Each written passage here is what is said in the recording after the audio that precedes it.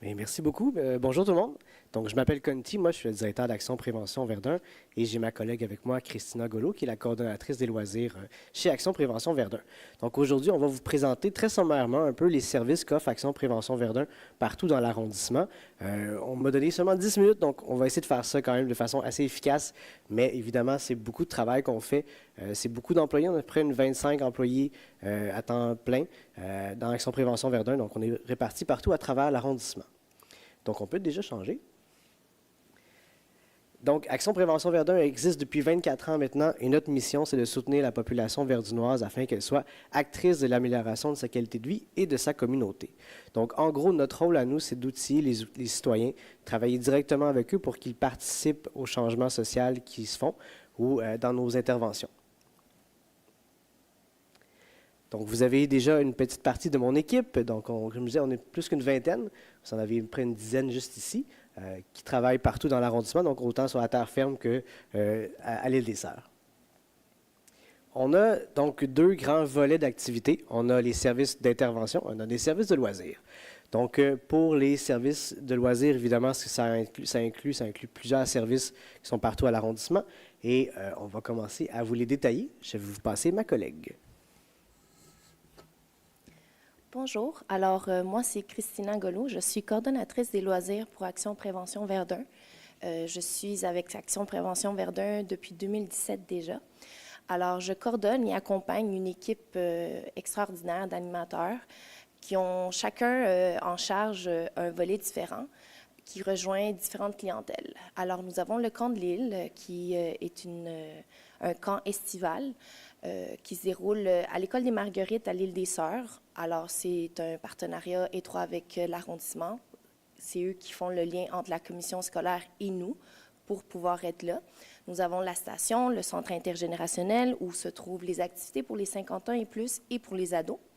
Et nous avons la petite station au centre Elgar, aussi en partenariat avec l'arrondissement, qui nous prête des locaux au centre Elgar pour faire les activités famille, pour des enfants 0,5 ans. Donc, je vais vous parler rapidement du camp de jour. Le camp de jour, c'est le seul camp de jour accrédité par la ACQ à l'île des Sœurs. C'est un camp multivolet. Nous avons le volet général, biodiversité, en partenariat avec Via Nature, un acteur important de l'île des Sœurs. On a le volet théâtre, création numérique avec Grandir sans frontières, qui est depuis très longtemps à Verdun aussi, et préparation à la maternelle, un volet à interne.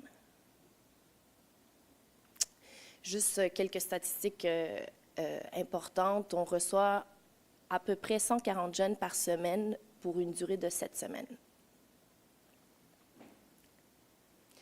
Après, nous avons la station. La station est le centre intergénérationnel qui est à l'île des Sœurs, celui dont Madame la mairesse nous parlait. C'est un grand centre où on fait des activités pour les 50 ans et plus, du lundi au vendredi, et pour les adolescents aussi du lundi au vendredi. Il y a plusieurs types d'activités. C'est des activités de loisirs, mais notre but, c'est vraiment de briser l'isolement. Avec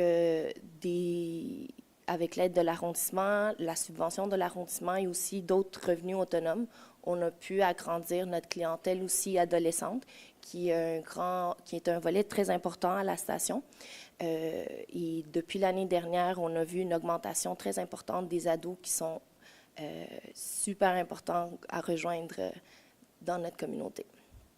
Quelques statistiques intéressantes. On a plus de 320 membres 50 ans et plus. On a rejoint plus de 225 adolescents dans la dernière année. On a plus de 13 activités intergénérationnelles par année, des fêtes d'été, fêtes d'Halloween, marché de Noël, vente de garage, etc.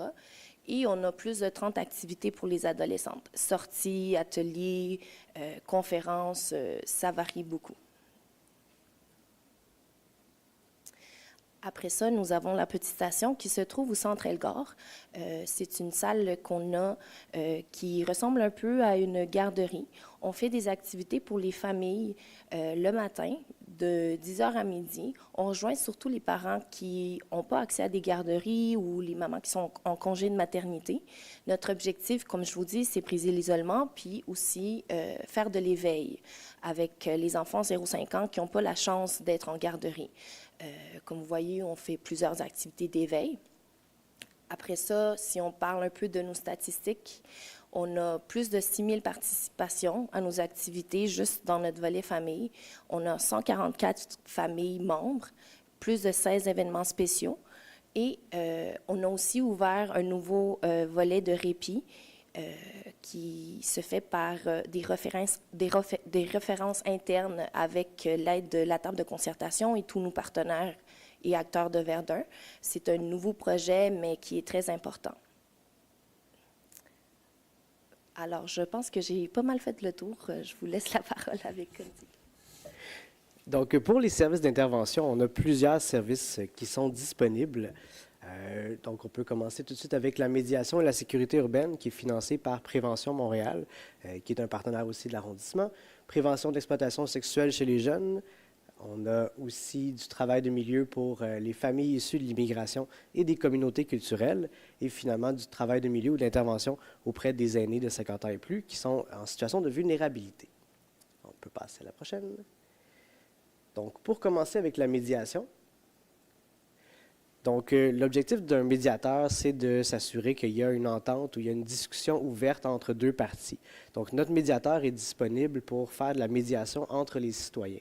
Donc, on en a déjà fait plusieurs depuis quelques années qu'on a ce service-là, mais il travaille aussi à renforcer les capacités de communication des gens.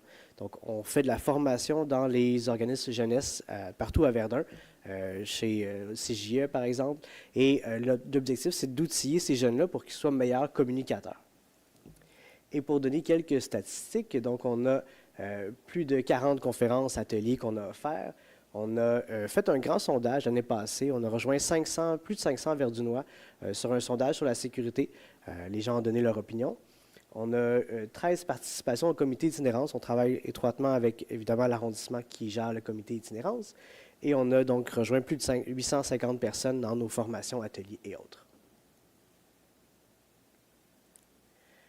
On va parler un peu de la prévention de l'exploitation sexuelle chez les jeunes. C'est un projet qu'on porte depuis peut-être seulement 2 ans.